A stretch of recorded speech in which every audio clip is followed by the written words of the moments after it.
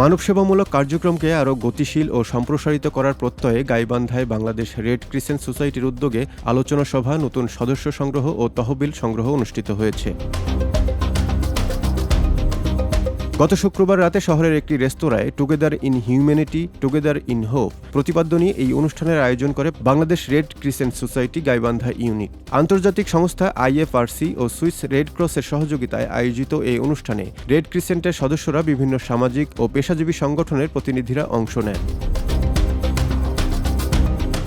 অনুষ্ঠানে জেলা পরিষদের প্রশাসক ও রেড ক্রিসেন্ট সোসাইটি গাইবান্ধা ইউনিটের চেয়ারম্যান অধ্যাপক ডক্টর মইনুল হাসান সাদিকের সভাপতিত্বে বিশেষ অতিথি হিসেবে উপস্থিত ছিলেন গাইবান্ধা 2 আসনের সাবেক সংসদ সদস্য আব্দুল করিম, জেলা প্রশাসক মোহাম্মদ মাসুদুর রহমান মোল্লা, জেলা বিএনপির সাধারণ সম্পাদক Mahbubun Nabi Titul, civil surgeon doctor Rafiquzzaman, Gaibandha সরকারি কলেজের অধ্যক্ষ আব্দুর রশিদ এবং গণ উন্নয়ন কেন্দ্রের নির্বাহী প্রধান M আব্দুস সালাম।